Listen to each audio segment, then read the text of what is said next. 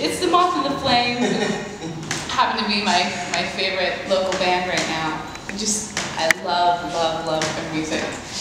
And I'm here with them, and we're just getting ready for Nate saying a prayer, and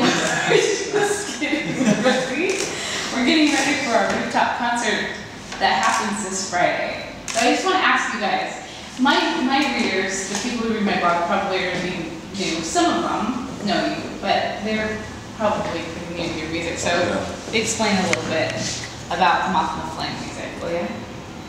Mark. In Japanese. Our Japanese listeners. Our music is, I like to call it art rock. It's kind of alternative, a little bit experimental, kind of a mix between Radiohead and The National, and... Who else? There's a little bit of Cedar Rose in there somewhere. Maybe. Sparkle Horse. Yeah. Little Skinner. Yeah. I can hear no Skinner. When you say experimental, I mean, there's this part where Nate gets on the megaphone, right, and is basically screaming at the crowd. Is that kind of what you mean by experimental? Just kind of using new things to make noise? And the cell phone thing too. Yeah, I think kind of experimental is just like, you know, non-traditional things. So like, yeah, like cell phone. We use a cell phone to create feedback. But yeah, just kind of like noisy, ambient. Just different kind of things that you don't typically see. Textures. Kind of obsessed with textures, especially this guy. What are those? The thing that you... No. Just in music in general. We just like layering.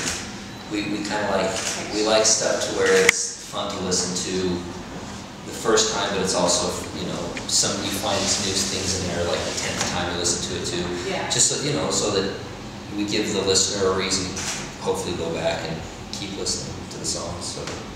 How did you guys get together? Because you two were together first, right? And then Nate kind of got involved, or how? Yeah, that's right. Mark and I actually played in another band together. That's how we met. Okay. And that band dissolved, and then a while later, actually, we started working on some stuff. We played our first show at Lure. Piper was doing sound there, and that's how we kind of met up. Okay. You were just happening to be there. Yeah, well, I was doing sound actually, and it's actually funny though that I was there because I actually wasn't scheduled to do sound that night either, and so it was kind of all of these little serendipitous things. They were scheduled to play, and so I was just there doing sound and not really looking forward to it, to be honest with you. And I just remember judging us hard. I did actually. They had really terrible gear. We did. And sound guys always judge people by their gear. Right. And so I was like, no, this is going to be miserable. And then they came out and kind of like, you know, kind of not mumbled their way through a few songs, but you could definitely tell all the lyrics hadn't quite been written yet. But by the end of it, though, there was more than half. Yeah, more than half. I mumbled. Half the show. It was awesome. There just wasn't words. But the thing is that the melodies were awesome. The instrumentation was super clever, and that's why I think I kind of initially got involved. Is just I just loved the potential. Tell us what being on the rooftop is, what that means to you guys, what you're excited about, and maybe what you're looking forward to about performing this show. I can go first on this one because I've actually had experience doing it. Yes. And when these dudes told me that we got to do the rooftop, I was so excited because we did the Beatles show last year, and just with the fireworks and everything. And what's great about it is it's a built-in thing already, so that there's going to be, you know, people just come to it because it's something, you know, that's free and it's something basically for the community. But like, what a fun thing to do, just to play outside for a bunch of people coming to like sit down and listen to music all night. So I know I was thrilled when they mentioned that. So That's a good crowd. Yeah, well, for me it was like, wow, because I remember seeing them, you know, in the past years and just being like, wow, every band, every night is just like top notch.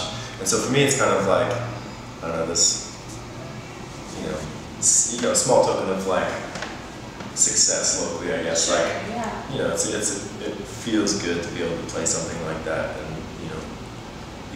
share what you love with that many people and in that environment as well. So it's really exciting. No, I just think it's like an amazing honor. I'm really excited, kind of a little bit nervous. We got a lot of things in the works. Hopefully they'll go off well. Hopefully. That's why I was praying before we started. We just mumble through some songs. So Desert Noise is going to go first, and you guys are going to go last. And we wanted to put you last because we're excited about the whole ambiance, your music, and the lights, and it being dark. I think it's going to be fantastic. I can't wait. Thank you. Yeah, we're excited. I'm really looking forward to it. So. And actually, this is something I've talked about on my blog before, but when we were getting ready to have our baby, Aaron, in November, and I've talked to these guys about this too, we listened to your album over and over and over again. It's like the most perfect, calming, happy, but artistic music. I don't know, when I go to one of your shows, it makes me want to be a better writer. Oh, cool. So That's I think that's a good sign of art very flattering. influencing. Okay, we'll see you on the rooftop. Cool, thank you.